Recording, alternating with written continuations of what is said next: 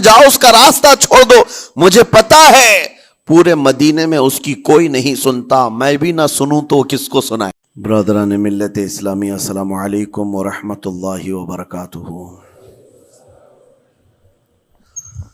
الحمد للہ وکفا وسلام علی حبیبہ المصطفیٰ، اما بعد فاعوذ باللہ من الشیطان الرجیم، بسم اللہ الرحمن الرحیم۔ فبما رحمۃ من اللہ لنت لهم ولو كنت فظا غلیظ القلب لانفضوا من حولک، صدق اللہ مولانا العظیم۔ بارگاہ رسالت معاب صلی اللہ تعالی علیہ وسلم میں درود پاک کا ہدیہ پیش کریں۔ اللہم صلی علی سیدنا و مولانا محمد معدن الجود والکرم وآلہ واصحابہ الکرام وابنہ الکریم وبارک وسلم صلاة دائمة سرمدا ابدا۔ عزیزان گرامی وقار، انسان کو اللہ تبارک و تعالیٰ نے جو خصوصیات عطا کی ہیں، اس میں خاص طور پر زبان اور بیان کی خصوصیت بہت اہم ہے۔ شیخ سعدی رحمۃ اللہ تعالی علیہ فرماتے ہیں، تا مرد سخن نہ گفتہ باشد، عیب و ہنرش نہ ہفتہ باشد۔ جب تک آدمی بات نہیں کرتا، اس کی اچھائی بھی چھپی رہتی ہے، برائی بھی چھپی رہتی ہے۔ انسان اپنے کلام سے، اپنی بات سے سمجھ میں آ جاتا ہے کہ کس کیٹیگری کا ہے، کس لیول کا ہے۔ اس کی گفتگو کے آداب اس کی حقیقت بتاتے ہیں، بلکہ یہاں تک کہ اس کے نسب کا بھی پتہ لگا لیا جاتا ہے اور اس کی تربیت کا بھی اندازہ ہو جاتا ہے۔ حضرت لقمان حکیم سے پوچھا گیا نیکی کس کا نام ہے، تو آپ نے فرمایا دو چیزیں اور بہت چھوٹی ہیں۔ نیکی دو چیزیں ہیں جو بہت چھوٹی ہیں۔ کہا کیا ہے؟ کہا کہ ملاقات میں لوگ اپنے بھائیوں سے مسکرانا اور نرم گفتگو کرنا۔ ساری نیکیوں کی جڑ ہے یہ، نرم گفتگو کرنا اور لوگوں سے خندہ پیشانی کے ساتھ مسکرا کر ملاقات کرنا۔ لیکن میرے عزیزو، یہ دو چیزیں بناوٹی تو بہت سارے لوگوں کے ساتھ آ سکتی ہیں، اخلاق تصنع جس کو کہتے تکلف کے ساتھ بہت سارے لوگوں کے ساتھ آ سکتی ہیں، لیکن حقیقت میں جس انسان کی طبیعت میں یہ دو چیزیں ہونی چاہیے، وہ کب سمجھ میں آتی ہیں؟ اس وقت جو مولا علی کرم اللہ وجہہ الکریم نے فرمایا کسی انسان کو اس کی حقیقت دیکھنا ہو تو غصے کے عالم میں اسے دیکھو۔ وہ اپنے آپے سے باہر ہوتا ہے یا اپنے مزاج کے خلاف کس طرح بات کو سن کر کے تحمل رکھتا ہے۔ سب سے بڑا پہلوان وہ ہے جس نے اپنے غصے کو کنٹرول کیا اور اپنی زبان پر قابو پا لیا، ورنہ یہ وہ لمحہ ہے جب انسان پھٹ پڑتا ہے، جو دل کے اندر ہے سب کہہ جاتا ہے۔ آپ کو میں بتاؤں، نبی کریم صلی اللہ تعالی علیہ وسلم کے عظیم اخلاق کریمہ، بخاری شریف کی حدیث ہے، حضور مسجد نبوی میں تشریف فرما ہے۔ اس وقت مسجد نبوی، آج ہو سکتا ہے آپ کے ذہن میں جو امیج ہے مسجد نبوی کی، بہت بڑی عالی شان مسجد، لیکن وہ زمانہ نبوی میں اس طرح کی نہیں ہے۔ کچی دیواریں تھی، اوپر چھپر کے چھت پڑے ہوئے تھے اور مٹی کی زمین تھی۔ یہ مسجد نبوی کی شکل اس زمانے میں حضور اکرم صلی اللہ تعالی علیہ وسلم اپنے صحابہ کے ساتھ بیٹھے ہیں، ایک دیہات کا رہنے والا شخص آیا۔ ایک بات یاد رکھیں کہ دیہات میں، گاؤں میں رہنے والوں کے اخلاق اور تمیز میں بڑا فرق ہوتا ہے، ان کے ہاں آداب کی کمی ہوتی ہے۔ وہ شخص آیا اور مسجد نبوی میں آ کر حضور صلی اللہ علیہ وسلم سے کچھ بات چیت کیا اور تھوڑی دیر کے بعد مسجد میں ہی کھڑے ہو کر پیشاب کرنا شروع کیا۔ بخاری شریف میں یہ حدیث موجود ہے۔ جب مسجد نبوی میں کھڑے ہو کر پیشاب کرے تو صحابہ اکرام سب دیکھ کر کے دوڑانے لگ گئے، خذوہ خذوہ، پکڑو اس کو، پکڑو اس کو، اور صحابہ دوڑاتے تھے، وہ پیشاب کرتے ہوئے بھاگتا تھا پوری مسجد میں۔ نبی پاک صلی اللہ تعالی علیہ وسلم نے فرمایا دعوہ، چھوڑ دو اس کو، کر لینے دو، پیشاب کر رہا ہے مسجد میں، چھوڑ دو اس کو۔ جب وہ صحابہ اکرام حضور کا حکم سنتے ہیں، سب پیچھے ہٹ گئے۔ تھوڑی دیر کے بعد نبی کریم صلی اللہ تعالیٰ علیہ وسلم نے صحابہ سے فرمایا پانی کے ڈول بھر کر کے لائے جائیں. صحابہ سے ہی منگوایا, پانی کے ڈول بھر کر کے لائے گئے اور مسجد نبوی کے میدان میں فرش پر بہایا گیا اور صاف کیا گیا. اب وہ شخص نہایت ہی ڈرا سہما کھڑا تھا, میرے ساتھ کیا ہوگا پتہ نہیں, میں نے پیشاب کیا, اب مجھے یہ لوگ قتل کر ڈالیں. نبی کریم صلی اللہ تعالیٰ علیہ وسلم نے قریب بلایا اور فرمایا, نہایت نرم گفتگو کے ساتھ حضور فرماتے ہیں یہ اللہ کا گھر ہے, یہاں پیشاب نہیں پیشانیاں رکھی جاتی ہیں. بس یہ جملہ ہے, بخاری شریف میں موجود ہے, یہاں عبادت کی جاتی ہے. اتنا کہہ کر رخصت ہو گئے, رخصت کر دیا. وہ دیہات سے آیا ہوا جو نوجوان تھا یا شخص تھا, باہر نکلتے ہی وہ کلمہ طیبہ پڑھ کر حضور کی غلامی میں شامل ہوا. میں نے وہ بلند عالی اخلاق نہیں دیکھے. نبی کریم صلی اللہ علیہ وسلم کے بارے میں قرآن کہتا ہے فَبِمَا رَحْمَةٍ مِّنَ اللَّهِ لِنْتَ لَهُمْ, اللہ کی رحمت سے آپ لوگوں کے لیے نرم ہیں, اس لیے لوگ آپ کے ارد گرد لگے ہوئے رہتے ہیں. وَلَوْ كُنْتَ فَظًّا غَلِيظَ الْقَلْبِ لَانْفَضُّوا مِنْ حَوْلِكَ, اے رسول اگر آپ سخت دل ہو جائیں تو پھر یہ سب چھٹ جائیں گے, آپ سے دور ہو جائیں گے. اس رسول کے لیے جب کہا گیا ہے کہ اگر آپ سخت ہو جائیں تو لوگ چھوڑ کر کے دور ہو جائیں گے, تو ہمارے اور آپ کے لیے کس قدر لہجے کی پابندی ضروری ہے. ہاں عزیزان گرام وقار, اپنی گفتگو, اپنے کلام, اپنی بات چیت سے آپ اپنے سلیقے بتاتے ہیں. گالی گلوچ کرتے ہوئے جن کی صبح شامیں ہوتی ہیں ان کو دیکھ کر کے ہی پہچان میں آ جاتا ہے کس گھر سے یہ تعلق رکھتا ہے, کہاں ان کی تربیت ہوئی ہے, کس طرح ان کے آداب سکھائے گئے. اسی لیے میرے عزیزو, بچوں کو آوارہ بھی نہ چھوڑ دینا کہ وہ اپنی زبان گلی کوچوں سے سیکھ کر کے جائیں. کل کو ہوگا یہ کہ اس کی زبان کی وجہ سے لوگ تمہیں تان و تشنیع کریں گے, اس کا باپ ایسا ہوگا اس لیے بچہ ایسا ہے, اس کی ماں اس طرح ہوگی اس لیے اس کی گفتگو ایسی ہے. کیونکہ موسٹلی زیادہ طور پر بچے اپنے ماں باپ کے اخلاق کو نقل کرتے ہیں, ٹرانسفر ہوتی چلی جاتی ہیں. ایک بار حضور اکرم صلی اللہ تعالیٰ علیہ وسلم مسجد نبوی سے باہر نکل کر جا رہے ہیں. توجہ میرے عزیز ہو, اخلاق کہاں دکھانے چاہیے اور ہماری بات چیت کے انداز ہمیں کہاں ہونا چاہیے میں آپ کو بتاؤں. حضور تشریف لے کر جا رہے ہیں, صحابہ اکرام کھڑے تھے, حضور کے اطراف مدینہ طیبہ کی ایک بوڑھی خاتون جس کا ذہنی توازن کھویا ہوا ہے, یعنی وہ دماغی طور پر ڈسیبل ہے, اور وہ آئی جا رہی تھی. لوگ جب بھی اس کو دیکھتے راستہ کاٹ لیتے, وہ جس کو بھی پکڑتی تھی سنانا شروع کرتی تھی, جو منہ میں آئے بکنے لگ جائے اور لوگوں کو تنگی محسوس ہونے لگتی.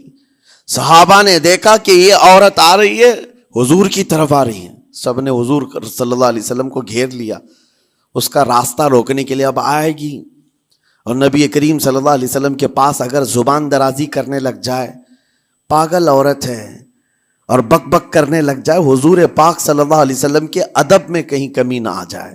صحابہ کا یہ ہمیشہ اہتمام رہتا. حضور اکرم صلی اللہ علیہ وسلم نے دیکھا تو صحابہ سے کہا ہٹ جاؤ, اس کو آنے دو, ہٹ جاؤ, اس کا راستہ چھوڑ دو. صحابہ نے کہا یا رسول اللہ صلی اللہ علیہ وسلم, اس کا ذہنی توازن ٹھیک نہیں ہے, دماغی طور پر وہ عورت ٹھیک نہیں ہے. وہ آئے گی اور لمبی باتیں کرتی ہے, لا یعنی باتیں کرتی ہے, کہیں آپ کی شان پاک میں کوئی گستاخی نہ ہو جائے. صحابہ روک رہے تھے. حضور پاک صلی اللہ علیہ وسلم نے سختی سے فرمایا, ارشاد فرمایا ہٹ جاؤ, اس کا راستہ چھوڑ دو. مجھے پتا ہے پورے مدینے میں اس کی کوئی نہیں سنتا, میں بھی نہ سنوں تو وہ کس کو سنائے گی, اگر میں بھی نہ سنوں تو وہ کس کو سنائے گی.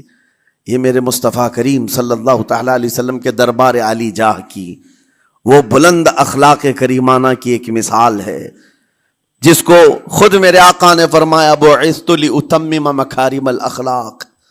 عزیزان گرام وقار, لوگوں کے آج حالات ایسے ہیں کہ اچھے لوگوں کے ساتھ اخلاق الگ دکھائے جاتے ہیں, چھوٹے لوگوں کے ساتھ اخلاق الگ دکھائے جاتے ہیں. اسٹیٹس کا آدمی ہو تو اس کے ساتھ ملنے کے طریقے الگ ہیں, اور غریب کوئی آ جائے, فقیر کوئی آ جائے تو اس سے ملنے کا انداز الگ ہو جائے. یہ نہ ہو, یہ ہم سب کے لیے نصیحت ہے. اسی ممبئی کی سرزمین پر میں آپ کو بتاؤں, ایک ماہم شریف میں بزرگ حاجی صاحب ہوا کرتے تھے, آج سے تقریباً 10-12 سال پہلے کی. وہ کئی لوگوں سے ایک سوال کرتے تھے پکڑ پکڑ کر کے کہ میرا ایک سوال ہے, آپ جواب دیں گے, میرا ایک سوال ہے. کئی علماء سے انہوں نے پوچھا, مجھ سے بھی انہوں نے, جب میں نیا تھا مصر سے پڑھ کر کے آیا تھا, میرے پاس آ کر کہا کافی سالوں سے میرے ذہن میں ایک سوال ہوتا ہے, میں آپ سے بھی پوچھنا چاہتا ہوں. کہا بتائیے کیا ہے. کہا میں حضور سرکار مجاہد ملت رحمت اللہ علیہ کا مرید ہوں. علامہ حبیب الرحمن مجاہد ملت, رئیس اعظم اڑیسہ, جن کے خدمات جلیلہ آج ہو سکتا ہے نئی جنریشن کو نہ معلوم ہو. ان کا لقب ہے مجاہد ملت, جنہوں نے سنیت کی بقا کے لیے اپنا تن من دھن سب قربان کیا تھا. وہ مجاہد ملت عظیم بزرگ ولی کامل ہے. یہ حاجی صاحب کہتے ہیں کہ میں ایک نارمل آدمی تھا, کڑیا تھا, یعنی گھر بنانے کا کام کرتا تھا. جب وہ ممبئی تشریف لاتے تو دوڑ کر کے ہر جگہ سے لوگ ملنے آتے, میں بھی گیا تھا. اور اس وقت میں جوان تھا. حضور مجاہد ملت رحمت اللہ علیہ کی بات وہ بتا رہے ہیں کہ لوگ لائن لگا کر کے مصافحہ کر رہے تھے, مل رہے تھے. جب مل رہے تھے تو پھر میرا نمبر آیا, میں ملنے کے لیے گیا. بزرگوں کے سب ہاتھ چومتے ہیں, یہ ہمارے سنیوں کے طریقے ہیں. ادب, علماء ذوی الاحترام کے ہاتھوں کا بوسہ لینا یہ مستحسن ہے, یہ ہمارے آداب میں سے, معمولات اہل سنت میں سے. تو جب سب لوگ ان کے دست بوسی کر رہے تھے, ہاتھ چوم رہے تھے, میں بھی قریب گیا. اور جب میرا نمبر آیا, میں ہاتھ چومنے کے لیے گیا تو انہوں نے میرا ہاتھ لے کر خود ہی چوم لیا. وہ بزرگ عالی جاہ ولی کامل جن کو دنیا مجاہد ملت کہتی ہے, میرا ہاتھ انہوں نے چوم لیا. اور میرے اندر ایسی پشیمانی تھی کہ میں کیا کروں سمجھ میں نہیں آیا. میں ایک معمولی سا کڑیا, اور کہاں ان کا مقام, کہاں میرا. تو اس کے بعد وہ اس بے چینی میں رہتے تھے کہ ایسا کیوں کیا, ایسا کیوں کیا, کیونکہ پوچھنے کا موقع ہی نہیں ملا. ایک بزرگ تھے, انہی کے خلیفہ تھے حضور مجاہد ملت کے, انہوں نے اس کا جواب دیا. میرے عزیزوں کیا بہترین جواب تھا. حضرت مجاہد ملت رحمت اللہ تعالی علیہ یہ چاہتے تھے کہ ہزاروں لوگ ہماری تعظیم کرتے ہیں تو کہیں ہمارے دماغ میں بادشاہت کا خیال نہ آئے, ہم غریب اور فقیر کا ہاتھ چوم کر اپنے نفس کی مخالفت بھی کرتے ہیں. اخلاق کریمانہ دکھانے کے لیے اسٹیٹس والوں کے ساتھ ہی نہیں, غربا فقراء کے ساتھ بھی وہ اخلاق ہوں. نبی کریم صلی اللہ تعالی علیہ وسلم کے وہ آداب آج اگر آپ اپنا لیں, بہت ساری کڑوی چیزیں ویسی ختم ہو جائیں. آج ممبئی کی سرزمین پر سب سے بڑا یہ چیلنج ہے بات کرنے میں. نوجوانوں کے تو آج پارے چڑھے ہوئے ہوتے ہیں, ان سے کوئی بھی بات کر لے, جس تیور میں یہ بات کرتے ہیں ایسا لگتا ہے کہ ابھی لڑائی ہو جائے گی, ابھی جھگڑا ہو جائے گا. اس کی عادت سی بن گئی ہے. آپ کو پتہ ہے فرمایا گیا, عربی کا قول ہے جراحت السنان لها التیام ولا یلتام ما جرح اللسان. تلوار سے, چاقو سے دیا ہوا زخم سوکھ سکتا ہے, زبان سے دیا ہوا زخم کبھی نہیں سوکھتا. زبان سے دیا ہوا زخم نہیں سوکھتا. بولنے سے پہلے 1000 بار اس بات کو خیال ہونا چاہیے کہ میں جس کو بول رہا ہوں کہیں اس کا دل چھلنی تو نہیں ہو جائے. میری زبان یہ ہوتی 50 گرام کی چھوٹی زبان ہے, لیکن بڑے بڑے لوگوں کے کلیجے چیر کر رکھتی ہے, بڑے بڑے لوگوں کے دلوں میں سوراخ کر کے رکھتی ہے, زخمی کر کے رکھتی ہے اس کا استعمال.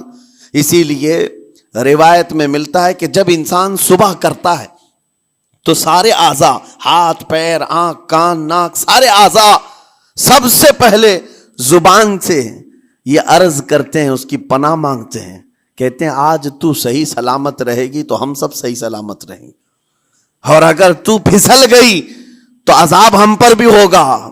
زبان بولتی ہے, مار کسی اور کو پڑتی ہے. کوئی زبان کو مارتا نہیں ہے، گالی زبان دیتی ہے، لیکن مار کبھی پیٹھ پہ پڑتی ہے، سر پہ پڑتی ہے، ہر جگہ پڑتی ہے۔ تو یہ زبان نبی کریم صلی اللہ تعالی علیہ وسلم نے ارشاد فرمایا من یضمن لی ما بین لحیتیہ وما بین، حضور پاک صلی اللہ تعالی علیہ وسلم فرماتے ہیں جس نے دو چیزوں کی ضمانت مجھے دے دی، حفاظت کی، میں اسے اضمن لہ الجنہ، میں اس کو جنت میں لے جانے کی ضمانت دیتا ہوں۔ دو چیزیں کیا ہیں؟ حضور فرماتے ہیں ایک دو جبڑوں کے بیچ میں جو موجود زبان ہے اس کی حفاظت کر لے، اور دو رانوں کے بیچ میں جو شرمگاہ ہے اس کی حفاظت کر لے، یہ دو چیزیں جس نے بچا لیا میں اس کو جنت میں لے جانے کی ذمہ داری دیتا ہوں، ضمانت دیتا ہوں۔ اس کا کتنا بڑا کردار ہے، یہ زبان کا کتنا بڑا کردار ہے۔ اور حضور نے ایک بار پکڑ کر کے فرمایا تھا، زبان کو پکڑ کر کے کہا تھا یہ وہ زبان ہے جو انسان کو جنت میں بھی لے جاتی ہے اور دوزخ میں بھی لے جاتی۔ کلمہ کس سے پڑھتے ہیں آپ؟ لا الہ الا اللہ، زبان ہی سے تو پڑھتے ہیں، اسی کلمے نے آپ کو جنت تک پہنچایا۔ اور کافر جو کفر کرتا ہے وہ بھی زبان سے ہی کرتا ہے، اور زبان اسے ہمیشہ کی دوزخ میں لے جاتی ہے۔ اس زبان کو چلانے سے پہلے 1000 بار سوچ لیں کہ آج لہجوں کی سختیاں بڑھتی چلی گئیں، اور آپ کو پتہ ہے قرآن پاک میں رب تعالیٰ نے یہ فرمایا وَلَا تَقُلْ لَهُمَا اُفٍّ وَلَا تَنْهَرْهُمَا، والدین کے بارے میں بچوں کو کیا کہا گیا؟ ان کو اف تک نہ کہو۔ لیکن زبان جب کھلتی ہے نا، ماں باپ کے خلاف نوجوانوں کو ہم نے دیکھا ہے گالی گلوچ کرتے ہوئے اور اتنی بری باتیں کہتے ہوئے، معاذ اللہ۔ عزیزان گرامی وقار، حضور نے تو یہ فرمایا جس نے پلٹ کر کے اپنے ماں اور باپ کو سخت لہجے میں بات کیا یا ان کی نافرمانی کی، حضور فرماتے میرا دل چاہتا ہے کہ اس کے گھر کو آگ لگا دوں، آگ لگا دوں۔ اس لیے اس بات کو ہمیشہ یاد رکھیں، تمہارے لہجے کی سختیاں کسی کو زخمی کر دیں تو آخرت خراب ہو جائے گی، آخرت خراب ہو جائے گی۔ حضرت علقمہ رضی اللہ تعالیٰ عنہ حضور کے صحابی ہیں، حضور صلی اللہ علیہ وسلم کے صحابی ہیں، آخری وقت آ گیا تھا لیکن زبان نہیں کھلتی تھی۔ حضور پاک صلی اللہ علیہ وسلم کے پاس سفارش لائی گئی کہ آپ کے وہ ساتھی ہیں انتقال کر رہے ہیں لیکن زبان پر کلمہ بھی نہیں آتا۔ حضور تشریف لائے، دیکھا، پوچھا گھر میں ان کے کون کون ہے؟ کہا بیوی ہے اور ماں ہے۔ ماں کو بلایا اور کہا علقمہ کے بارے میں کیا کہتی ہو، کیسا تھا؟ کہا بہت اچھا، پرہیزگار، عبادت گزار، ساری نیکوکاریاں اس کے اندر ہیں۔ تو پھر حضور نے پوچھا اچھا یہ بہت نیک تھا، تم بھی اس سے راضی ہو کہ نہیں ہو؟ ماں نے کہا میں نہیں راضی ہوں، میں راضی نہیں ہوں۔ کہا کیوں، وجہ کیا ہے؟ کہا یا رسول اللہ میرا اکلوتا بیٹا، میرا تنہا بیٹا تھا، بڑی محبتوں کے ساتھ اس کو پالا تھا، اور جب میں نے اس کی شادی کی اپنی بیوی کو لایا، اور جب بیوی گھر پر آ گئی تو میری بات کو ہلکے میں لیتا، اپنی بیوی کی بات کو فوقیت دیتا، ترجیح دیتا، اور اس وقت غالباً یہ باتیں تھی کہ زبان سے کوئی کلمہ ان کے نکلا ہوگا جو بیوی کی حمایت میں تھی، ماں کو تکلیف پہنچ گئی۔ کہا میرا دل گوارا نہیں کرتا، میں اس سے راضی نہیں ہوں، باقی وہ بہت نیک بندہ ہے، بہت اچھا ہے۔ حضور نے فرمایا دیکھو زندگی کے آخری پڑاؤ پر آ چکا ہے، روح نکلنے کو ہے، معاف کر دو۔ وہ بھی صحابیہ تھی، انہوں نے کہا آقا آپ کا حکم ہے یا مشورہ ہے؟ اگر حکم ہے تو پھر ماننا ہے۔ حضور نے فرمایا نہیں، حکم نہیں، مشورہ ہے۔ کہا مشورہ ہے تو پھر دل نہیں چاہتا، دل نہیں چاہتا۔ حضور نے فرمایا صحابہ سے کہ لکڑیاں جمع کرو، آگ لگاؤ اور انہیں اٹھاؤ، آگ میں ڈال دو۔ آگ دہکائی گئی تو ماں کی ظاہر سی بات ہے ممتا بے چین ہو گئی۔ کہا ان کو میرے سامنے آگ میں ڈالیں گے؟ کہا ہاں، اس سے بہتر ہے کہ وہاں جلے گا، یہاں جلے۔ وہ ماں کہتی آقا آپ گواہ ہو جائیں، میں اپنے بیٹے کو معاف کرتی ہوں۔ ادھر معاف کیا، ان کی زبان پر کلمہ طیبہ جاری ہوا۔ میرے عزیزو یہ بتانا مقصود اس لیے ہے کہ زبان سے دیے ہوئے زخم خواہ والدین کو ہو، یہ معمولی نہیں ہوتے۔ ہو سکتا ہے آخری وقت تمہاری زبان بند ہو جائے اور کلمہ طیبہ بھی نہ جاری ہو، زبان کھلنے بھی نہ لگے، یہ حالات آ جائیں گے۔ اس لیے اپنی زبان کا کنٹرول برقرار رکھو، کس سے کیا کہنا ہے۔ ابھی میں اس کا دوسرا پارٹ بھی بتاتا ہوں زبان کے استعمال کا۔ یہ نرمی لہجے کے اندر ہونا بہت ضروری ہے، لیکن کچھ جگہوں پر سختی کی اجازت ہے، لیکن وہ مقامات الگ ہیں۔ نرم لہجہ حضور پاک صلی اللہ تعالی علیہ وسلم کے فرامین میں سے ہے۔ ایک بات بڑی، بغداد مقدسہ میں نے ایک ولی پاک کی زیارت کی، ان کے آستانے پر بھی میں ابھی بیان کیا تھا۔ حضرت بہلول دانا مجذوب بزرگ تھے، اور بغداد کی گلیوں میں کہیں پر بھی بیٹھ جاتے تھے، اور جو جانکار تھے وہ سمجھتے تھے یہ اللہ والا بندہ ہے۔ مجذوب کس کو کہتے ہیں؟ جس کی یاد الہی میں عقل فنا ہو گئی، ختم ہو گئی، اللہ کے ذکر میں اور اللہ کی یاد میں اپنے آپ کو فنا کر دیا ہے، اس کے اوپر شریعت کا قلم نہیں۔ ظاہر سی بات ہے شریعت کے سارے احکام اس پر ہیں جس کی عقل سلامت ہے۔ عاقل ہو، بالغ ہو تو نماز فرض ہے نا، عقل ہی نہیں ہے تو وہ مجذوب ان اولیاء کو کہتے ہیں۔ لیکن ان کے بارے میں حدیث میں ہے، اللہ کے نبی نے فرمایا وہ ایسے بندے ہیں کہ اگر اللہ کو قسم دے دیں کسی بات کی، اللہ ان کی قسم پوری کرتا ہے۔ وہ بہلول دانا بیٹھے ہوئے تھے، بغداد کا ایک مشہور تاجر تھا، لیکن خستہ حال تھا، بہت نقصان اٹھا چکا تھا، خسارے میں چل رہا تھا، بزنس پورا لاس میں، اور وہ پریشان حال بہلول دانا کے پاس آیا، گڑ گڑایا، کہا کہ حضور مجھے بچا لیں، رحم کر لیں، میں تاجر ہوں، لٹ گیا ہوں، لاس میں ہوں، کچھ آپ فرما دیں، میں کیسے اس بھنور سے نکلوں۔ بہلول دانا نے دیکھا، کہا ٹھیک ہے کچھ پیسے بچے؟ کہا ہاں ہے، وہ بس اتنا سرمایہ ہے کہ مال لیتا ہوں پھر بیچ دیتا ہوں، نفع نہیں ہوتا۔ بہلول دانا نے کہا ایک کام کر، کالا کپڑا جتنا ملتا ہے سب خرید لے، پورے شہر سے کالا کپڑا جہاں جہاں مل جائے سب لے کر اسٹاک کر لے۔ کہا جی حضور آپ نے جیسا فرمایا۔ گیا، جتنا سرمایہ تھا سب لگا دیا، کالا کپڑا خرید کر ایک جگہ اسٹاک کر دیا۔ اللہ والے کا حکم تھا، لیکن ہوا یہ کہ بغداد کا معمول تھا، 8 دن گزرے نہیں تھے کہ وہاں وقت کے حاکم کا انتقال ہوا، اور جب حاکم کا انتقال ہوتا تو شہر کے جتنے بڑے لوگ ہوتے، رئیس لوگ، وہ اس کے سوگ میں، اس کے غم میں کالا کپڑا پہنتے تھے، اور کالا کپڑا سوائے اس تاجر کے کسی کے پاس نہیں تھا، اور سارے بڑے لوگ پیسوں سے اس کے پاس کالا کپڑا خریدنے آئے۔ یہ منہ بولے قیمت پر، جیسے تیسے جتنی قیمت پر بولے سب خرید کر لے جاتے، اور پل بھر میں ایک دن کے اندر وہ بہت بڑا کروڑ پتی بن گئے، بہت مال آ گیا۔ یہ بات یاد رکھیں، اللہ مال دیتا ہے، اس کے بعد پھر آزمائش بھی ہوتی ہے۔ مال اتنا آ گیا، اب لے کر کے مستیاں تھیں، چند دن گزرے، ظاہر سی بات ہے مال کو بڑھانے کی تمنا ہر ایک کی ہوتی ہے، کوئی یہاں پر اینڈ کرنے والا نہیں ہے دنیا میں، چاہے اس کا بزنس اربوں پر بھی پہنچ جائے، اسے آگے پہنچنا ہے۔ چند دن گزرے تھے، 8-10 دن، پھر آیا حضرت بہلول دانا کو ڈھونڈتے ہوئے، ایک جگہ میدان میں یہ مجذوب بزرگ بیٹھے مل گئے، آیا اور کہا او دیوانے بتا اب کیا خریدوں، پیسہ بہت ہے ابھی میرے پاس، بتا دیوانے اب کیا خریدوں۔ انہوں نے دیکھا، کہا کہ لہجہ تو بدلا ہوا ہے، پیسہ بہت زیادہ تھا، کہا کہ ٹھیک ہے کوئی بات نہیں، اللہ والوں کو ان سب چیزوں سے کوئی لینا دینا نہیں۔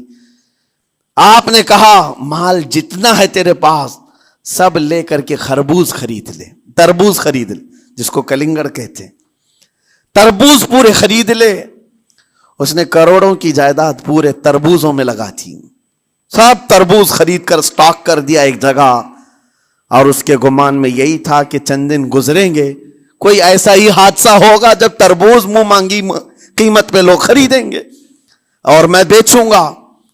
پورا مال تربوز میں لگایا، 2 دن 4 دن 6 دن 8 دن گزرے، کوئی حادثہ نہیں۔ ادھر تو تربوز سڑنے لگ گئے، وہ تو زیادہ دن سٹاک نہیں کیے جا سکتے، سڑن شروع ہو گئی۔ پھر تھوڑے دنوں کے بعد پورے کے پورے سڑ گئے، کروڑوں کا مال تربوز میں سڑ کے چلا گیا۔ وہ کچھ بھی نہیں سکا، کچھ نہیں کر سکا، واپس چیختا چلاتا اسی حالت میں آیا، پہلے سے بھی زیادہ بدتر حالت میں آ گیا ہوں. دوڑتے ہوئے آیا, حضرت بہلول دانا کو ڈھونڈتے ہوئے. کہاں ہیں وہ؟ اسی جگہ بیٹھے ہوئے مٹی میں بیٹھے رہتے تھے. قریب آیا اور کہنے لگا کہ آپ نے میرے ساتھ ایسا کیوں کیا بہلول؟ بہلول دانا نے کہا کیا ہوا؟ کہا میں تو لٹ گیا, تربوز میں پیسے لگائے آپ کی وجہ سے اور پورے سڑ گئے. بہلول دانا نے کہا میں نے تو کچھ نہیں کیا, پہلے تو تجھے نفع ملا تھا وہ تیرے لہجے کی وجہ سے, اب خسارہ ہوا ہے تیرے لہجے کی وجہ سے.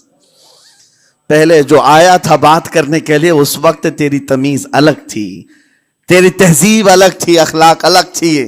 گڑ گڑا کر کہا تھا کہ میں لٹ گیا ہوں, آپ رحم کر دیں. دوسری بار آ کر کے کیا کہا؟ او دیوانے بتا کیا خریدوں. لہجہ بدل گیا تو پوری حیثیت بدل گئی. زبان ہماری اونچائی پر بھی لے جاتی ہے اور نیچے بھی لے آتی ہے. اس بات کو ہمیشہ ملحوظ رکھیں کہ اس زبان سے بہت سارے لوگ نفع بھی اٹھاتے ہیں, بہت سارے لوگوں کو نقصان بھی ہوتا ہے. لیکن ساتھ میں یہ بات بھی عرض کروں, نرم گفتگو کرنے کا عادی ہر ایک کو ہونا چاہیے. نرم گفتگو کرنے کا عادی ہر ایک کو ہونا چاہیے. اس کی نیکیوں کی علامت ہے, اس کے اخلاق کی علامت ہے. لیکن ساتھ میں امام شافعی رحمۃ اللہ تعالی علیہ نے یہ بھی فرمایا, چاہے جتنی بھی نرم طبیعت ہو انسان کی, اللہ اور اس کے رسول کے لیے غیرت ہونی چاہیے. اللہ اس کے رسول کے خلاف بات سنے تو پھر نرم لہجے کا استعمال نہ کرے, پھر وہ بزدلی کہلائے گی, وہ بزدلی کہلائے گی. آج میں ایک بات یہ بھی بتا دوں, بہت سارے لوگ یہ سمجھتے بھی ہیں. ابھی چند دن قبل میں ماررہ مطہرہ میں بیان کیا اخلاق کے اولیاء اکرام کے مذہب و مسلک پر, اور پچھلے 15 سالوں سے میں نے بہت سارے خطابات کیے ہیں اخلاق پر, معاشرے کی برائیوں پر. لیکن ابھی چونکہ چند دنوں میں جلسے پروگرام بہت سارے ہو گئے اور عظمت ناموس رسالت پر زیادہ گفتگو ہونے لگی, تو لوگوں میں ایک امیج الگ بیٹھی ہوئی ہے. اور ابھی ہم نے اخلاق حسنہ پر گفتگو کیا کی 8 دن پہلے. ایک بزرگ نے مجھ سے پوچھا ایسی بھی تقریر کرتے ہیں آپ ایسی بھی تقریر کرتے ہیں, یعنی نرم گفتگو بھی کرتے ہیں؟ مطلب یہ ہے کہ ہماری امیج ایسی بنا کر رکھیں کہ ہم ہر وقت چلاتے ہی رہتے ہیں, ہر وقت للکارتے ہی رہتے ہیں. میرے عزیزوں, میں یہاں پیغام دینا چاہتا ہوں, ہم قرآن کے اس آیت پر عمل کرنا چاہتے ہیں جو مولا نے فرمایا اشداء علی الکفار رحماء بینہم. مومنین کی شان ہے, صحابہ کی شان ہے, وہ کافروں پر سخت ہوا کرتے ہیں اور مومنوں کے لیے نرم دل ہوا کرتے ہیں. زبان کی نرمی ایمان والوں کے لیے ہے, زبان کی نرمی محبت مصطفیٰ کے لیے ہے, عاشقان مصطفیٰ کے لیے ہے. ساتھ میں زبان کی سختی کفار و مشرکین کے لیے ہے, گستاخان رسول کے لیے ہے. اور اگر یہ چیز نہیں آئی تو پھر آپ سمجھ لیں نیک اس وقت نہیں کہلائے گا آدمی. بعض لوگوں کو ایسا لگتا ہے نرم بات کرنا چاہیے, نرم گفتگو بالکل صحیح ہے, یہ اخلاق ہے. لیکن اگر ایسے مقامات پر جہاں تمہارے نبی کو کوئی گالی دے رہا ہو, رب کی شان میں کوئی بھونک رہا ہو, اس وقت تم کہو کہ اخلاق ہے, نرم بات کرنا چاہیے, یہ بے غیرتی ہے, یہ بے غیرتی ہے. تمہاری بیوی کو اگر تمہارے سامنے کوئی چھو دے اور اس کے بعد تم ہنس کر کے اس سے کہو ٹھیک ہے جائیے صاحب, آپ کو کہا جائے گا بے غیرت آدمی, بے غیرت آدمی ہے. انسان کو اپنی بیوی, اپنی بیٹی, اپنی ماں پر بھی غیرت ہوتی ہے, وہ سنتا نہیں ہے, یہ پیدائشی ہے, فطرت ہے انسان کی. اور مومن کی شان یہ ہے سب سے بڑی غیرت اس کے لیے اللہ اور اس کے رسول کے لیے ہوا کرتی ہے. اللہ اس کے رسول کے لیے. ماں اور باپ کو گالیاں ایک وقت میں برداشت کر بھی لے جائے, لیکن اللہ اور اس کے رسول کی شان میں وہ ہرگز برداشت نہ کرے. یہ ایمان کی علامتوں میں سے ہے. بہرحال میں نے زبان کے دونوں استعمال آپ کو بتائے. سخت لہجے بھی ہیں, نرم لہجے بھی ہیں, لیکن جب آپ کا پالا کسی گستاخ سے نہ پڑے تو ہمیشہ نرم گفتگو کرنے کے عادی بنے. مومنین میں نرم لہجے کا اختیار ہمیشہ رہے. اس سے اخلاق آپ کے بتائے دکھائے جاتے ہیں, اس سے آپ کے اخلاق معلوم ہوتے ہیں. ساتھ ہی معاشرے میں نرمی اور محبت کا ماحول بھی قائم ہوتا ہے. ڈانٹنے کے طریقے بھی میں آپ کو بتاؤں. میرے والد اگرامی فرمایا کرتے تھے، حضور حافظ ملت رحمت اللہ علیہ جو الجامعۃ الاشرفیہ مبارک پور کے بانی ہیں اور بڑے محدث جنہوں نے ایک نہیں ہزاروں عالم پیدا کیے، اس ہندوستان کی بات کر رہا ہوں. حافظ ملت رحمت اللہ علیہ پوری بخاری شریف پڑھاتے تھے، تقریباً 40 سال تک انہوں نے پڑھایا بخاری شریف. میرے والد ان کے شاگرد ہیں. فرماتے ہیں جب وہ بہت زیادہ ناراض ہو جاتے کسی سے، ڈانٹنا ہوتا، ہر استاد بچے کو ڈانٹتا ہے، کبھی کچھ بچہ نافرمانی کر جائے یا مزاج کے خلاف بات کرے تو استاد ڈانٹتا ہے. تو حافظ ملت رحمت اللہ علیہ اگر کسی شاگرد کو ڈانٹتے بھی غصے میں تو کہتے ہیں اے جنتی کیا کر رہا ہے. کہتے ہیں اگر یہ جملہ قبول بھی ہو جائے تو بچہ جنتی ہو جائے. لہجے کی یہ استعمالات اولیاء سے سیکھو میرے عزیزو. غصے پر کنٹرول اس وقت تمہارے اخلاق معلوم ہوتے ہیں جب تمہارا غصہ عروج پر ہوتا ہے. اس وقت تمہاری حقیقت لوگوں کے سامنے آتی ہے. وہ اپنے شاگردوں کو ڈانٹتے بھی تو جنتی کہہ کر ڈانٹتے ہیں، یعنی کوئی گالی نہیں ہے، کوئی برے کلمے نہیں ہیں، بلکہ ایسا جملہ ہے کہ اگر قبول بھی ہو گیا استاد کی زبان سے اس کی تو زندگی وصول ہوگی، اس کا بیڑا پار ہو گیا. ہمارے درمیان ماں باپ کو بھی یہ چاہیے کہ بچوں کو کس طرح کے اخلاق آپ دے رہے ہیں. گفتگو کرنے کے متعلق قرآن میں اللہ تعالیٰ نے آداب بتائے ہیں. جب آپ گھروں کے اندر موجود ہوں تو بچوں کے سامنے کس طرح کی گفتگو کیا کریں گے، کیسی بات کریں گے. شوہر اور بیوی جس طرح کی باتیں کر رہے ہیں بچے کے دماغ میں وہ پورا کا پورا چھپتا ہے، ٹرانسفر ہوتا ہے. اسی لیے کہا گیا ایڈلٹ گفتگو کبھی بھی بچوں کے درمیان نہیں کی جائے گی. جو میچورٹی میں نہیں ہے ان بچوں کے سامنے ماں اور باپ بیٹھ کر کے کلام بھی نہ کریں، بات نہ کریں. معاشرہ تو آج ایسا ہے سب پوری فیملی لے کر کے بیٹھے ہوئے ہیں اور حد تو یہ ہے کہ گندی فلمیں سامنے لگی ہوئی رہتی ہیں. وہ کیسے بچا پاؤ گے؟ 4 سال 5 سال کے بچے کے اندر بھی وہ گفتگو، وہ مکالمات، ایک دوسرے سے بات کرنے کی تمیزیں، وہ سب وہاں سے سیکھتا آ رہا ہے. گھروں کے اندر ماحول کو تبدیل کرنے کے لیے آپ کی اپنی زبان پر کنٹرول اور اپنے بچوں کی تربیت اور ان کی زبان پر کنٹرول بہت ضروری ہے. پھر دیکھنا آپ یہ معاشرہ پیدا کر کے کل کو آپ کا بچہ نکلے گا، اس کی تمیز، اس کے اخلاق پر ہر کوئی اش کرے گا. چند دنوں کی محنت ہے آپ کی، لیکن بچے جب سلیقے کے ساتھ گفتگو کریں تو لوگوں کا دل جیت لیا کرتے ہیں. بات کرنے کے آداب ایسے ہیں کہ لوگ دل جیت لیا کرتے ہیں. یہ میرے استاد گرامی مصر کے رہنے والے تھے. جب خطابت ہمیں سکھا رہے تھے گفتگو کرنے کے آداب، تقریر کرنے کے آداب، تو ایک امام غزالی کا قول تھا کلم الناس علی قدر عقولہم، لوگوں سے ان کی عقل کے مطابق بات کرو. اس پر وہ سمجھاتے ہوئے ہمیں ٹریننگ دیتے تھے اور کہتے تھے کہ تمہارے پاس آنے والے کئی طرح کے لوگ ہوں گے. اگر تم امام ہو، اگر داعی ہو، خطیب ہو، مقرر ہو، کوئی غریب گھر سے، کوئی بڑے امیر گھر سے، کوئی پڑھا لکھا آئے گا، کوئی جاہل ہوگا، کوئی بدتمیز بھی ہوگا، کوئی نیکوکار، کوئی گنہگار، سب طرح کے مکس مجموعہ تمہارے پاس ہوگا.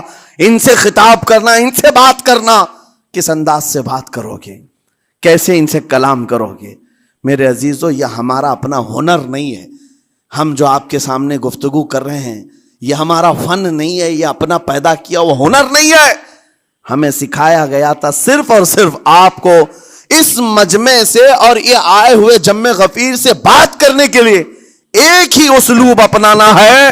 دیکھنا ہے کہ رسول اللہ کیسے بات کیا کرتے تھے. میرے آقا صلی اللہ تعالی علیہ وسلم کا اسلوب اپناؤ.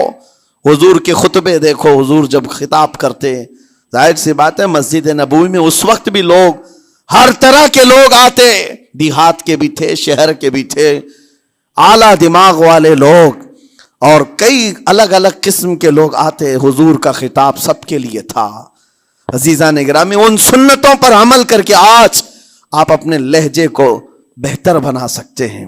بس میری گفتگو کا خلاصہ یہی ہے کہ اللہ تعالیٰ ہمیں زبان کا صحیح استعمال عطا فرمائے، ورنہ یہ زبان کی سختیاں اور اس کی کڑواہٹ ہمیں دوزخ میں بھی لے جاتی ہے. دوزخ تک لے جا سکتی ہے۔ اللہ تعالیٰ اس کی مکاریاں، اس کی عیاریاں اور اس کی شرانگیزیوں سے ہم سب کی حفاظت فرمائے۔ ساتھ میں یہ بھی میں بتا دوں، وہ زبان پاک نہیں بولتی، وہ زبان پاک نہیں بولتی جو حلال نہیں کھاتی۔ یہ بھی بزرگوں نے فرمایا ہے، یہ زبان پاک نہیں بولتی جو حلال نہیں کھاتی، اسی سے ہر کچھ گزرتا ہے، اندر پیٹ میں جاتا ہے۔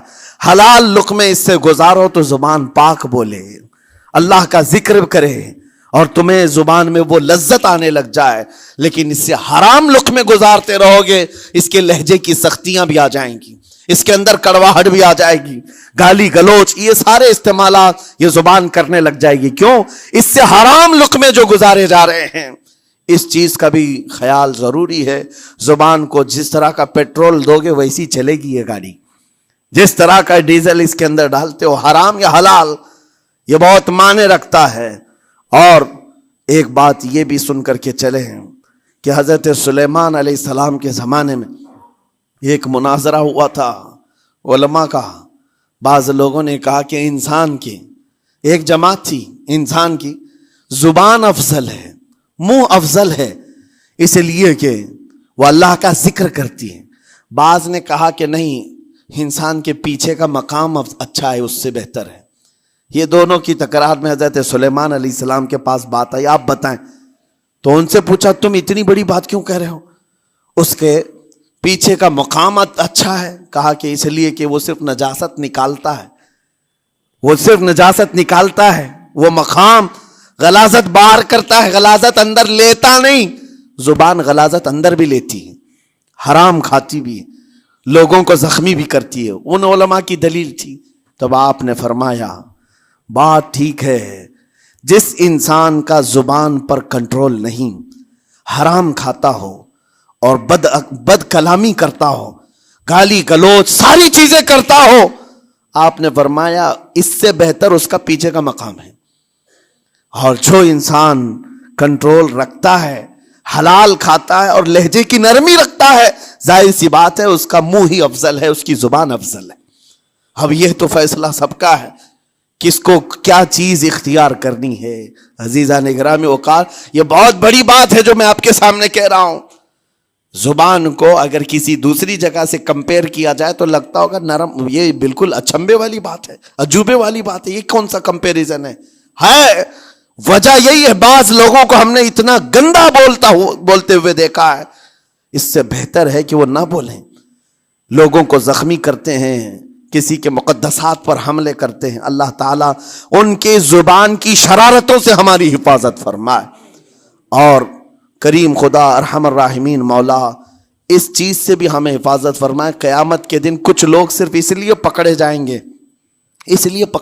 گے کہ وہ کچھ نہیں بولتے تھے، لیکن وہ جن کے ساتھ رہتے تھے وہ بولتے تھے، وہ لوگ بولتے تھے، اور ان کی وجہ سے یہ خاموش رہنے والا جو ساتھ میں تھا اسے بھی جہنم میں لے جایا جائے گا۔